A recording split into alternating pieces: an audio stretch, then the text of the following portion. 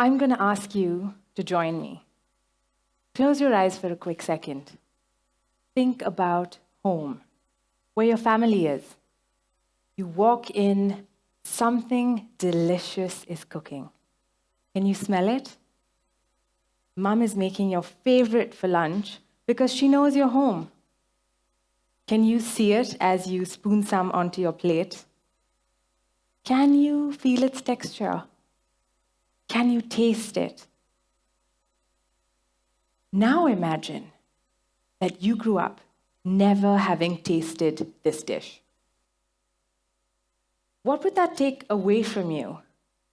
From your sense of self, your idea of home, comfort, belonging? You can open your eyes now. I'm Anisha Oommen, the co-founder of Goya, a food and culture publication. You know, they say there are two kinds of people in the world: those who eat to live, those who live to eat. No points for guessing which camp I fall into, obviously. But many of us think of food just as nourishment, a source of energy and fuel. But about 7 years ago, my partner, Aysha, and I decided to start a publication that looked at whether food was more than just this. We believe that food roots us in our culture, our histories, our landscape, our politics, everything it means to be human. We felt that food in India was so diverse, so vast, so deep, yet to a staggering extent, undocumented. The heart of our work at Goya is about documenting this vast culinary heritage. Cuisines in India have historically been the domain of women, and women have had no access to education, which means that this tome of knowledge has been passed down from one generation to the next orally. And as we become more urban, we spend less time in the kitchen, and these traditions are at real risk of disappearing. We also wanted to celebrate this incredible culinary heritage we have on our hands. We have institutions in place designed to protect our artifacts, our monuments, but we have no such system for our culinary heritage. That seemed like a terrible oversight to us, to not recognize that food is a map to our histories. Take the vindaloo, for example. Is it just a dish with Portuguese origins? Or is it something more? When native cooks under colonial rule transformed this 3-ingredient dish into the fiery, spicy, red, tangy stew that we know and love, they did so using native ingredients. They used spices they loved: the cinnamon, the cardamom, black pepper, tamarind. They used native vinegar fermented from coconut sap. Is it fair then to think of the vindaloo just as a recipe? Or is it the map, the story of our ancestors, the story of their 500-year resistance against colonial rule, the story of their victories and their failures? Over 7 years, we found that food was a powerful tool through which to understand the world. We found that how we eat, who we share our food with, who we invite to our tables, who we exclude, tells us very much about who we are. Vegetarianism, for example, despite its values in ethical eating, its vision for a sustainable planet, vegetarianism in India is rooted in the politics of caste and power. If you look up the word beef on Goya, you will find a ton of stories and recipes. Because erasing that history and enforcing a uniform way of eating across populations not only flattens our culture, our diversity, but it enforces and restricts access to food. It furthers the gap between the 1% and the rest of the country. To see food simplistically, then, as veg and non veg, that is seeing half the picture. Whose foods are considered cool, covered on TV shows and magazines? Whose foods are hidden in obscurity and shame? Can food and storytelling be a way to speak truth to power? Let me tell you the story of a snack called tilawan.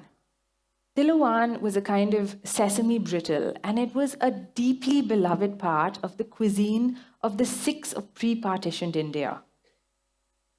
But when India was torn apart, there was a brutal migration of populations across the borders. And in times like that, one of the many things to be lost is food, recipes, and ingredients. The recipe for tilawan was lost in the borders of newly independent India. But in Pakistan, it remains safe and well, safeguarded by the Muslim community of the village of Suko, Pakistan. In the years after partition, many Sikh families would return to their hometown for a taste of their beloved tilawan.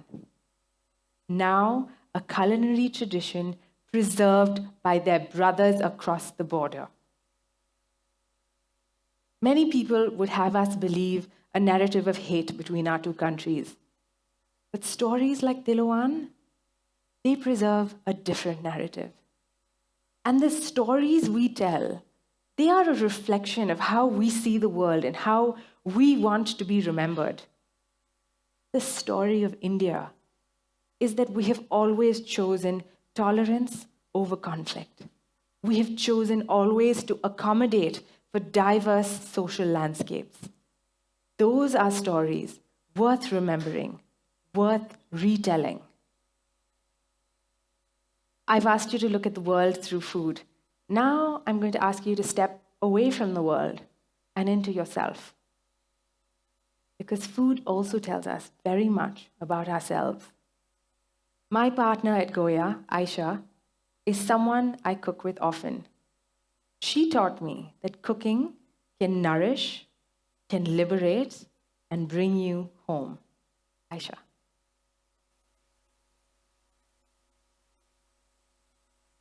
You've heard Anisha talk about the role of food in the world at large. Now, let me take you into the intimacy of a home kitchen to talk about the role of rituals in our lives. My name is Aysha, and I am a co-founder of Goya.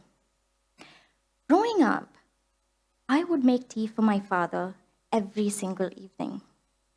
Bring the water to a boil, but not for more than a few seconds. Pour it into a teapot with tea of two kinds. Tea powder for strength, tea leaves for flavor. Allow it to steep for a minute. Quick stir and strain it into a teacup. Now, this was a process that I repeated every single day for many years.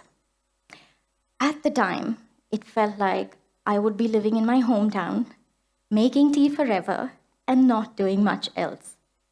But now, as an adult, with a busy life living in a big city, I sometimes dream of living in my hometown, spending days that look like each other, and making tea for my loved ones. I miss having this ritual that connects each day to the next. At its best, I think that cooking is a celebration of rituals. In a day where there are so many variables, cooking a familiar, beloved dish for yourself or your loved ones is a break in the fabric of the day.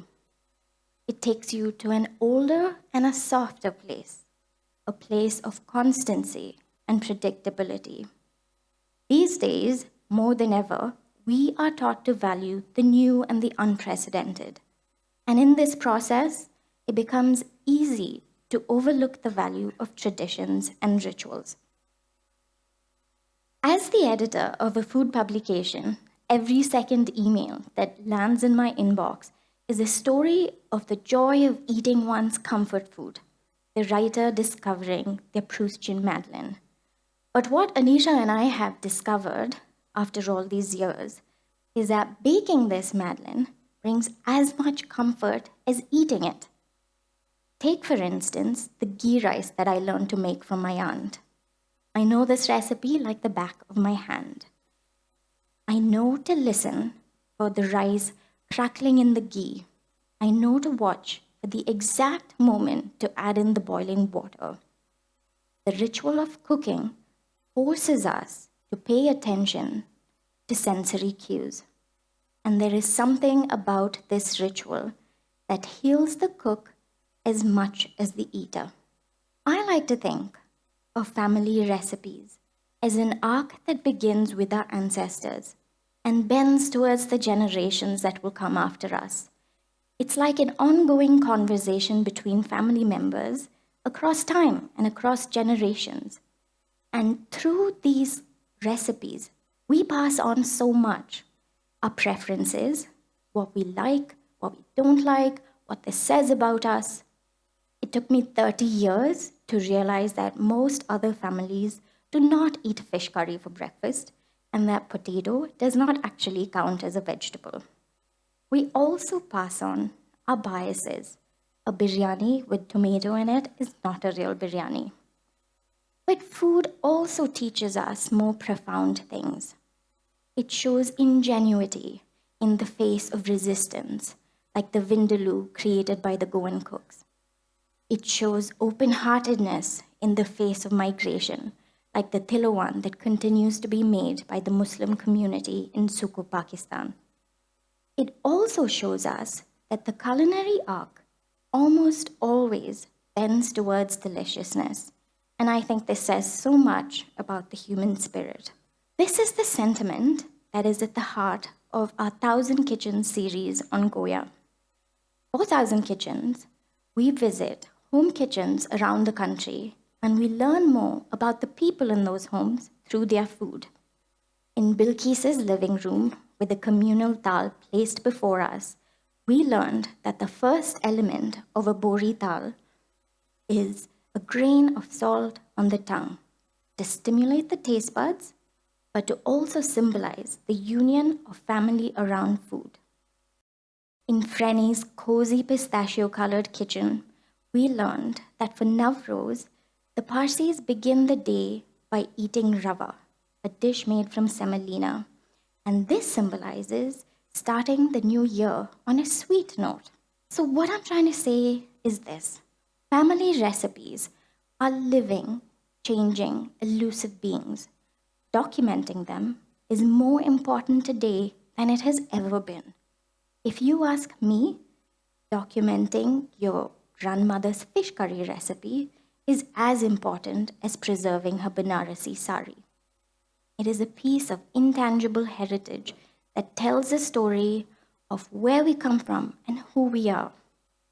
So the next time you are sitting around a table with your loved ones, sharing a meal, I want you to take a closer look at the food in front of you. And I want you to pay attention to the stories it is telling you. Thank you.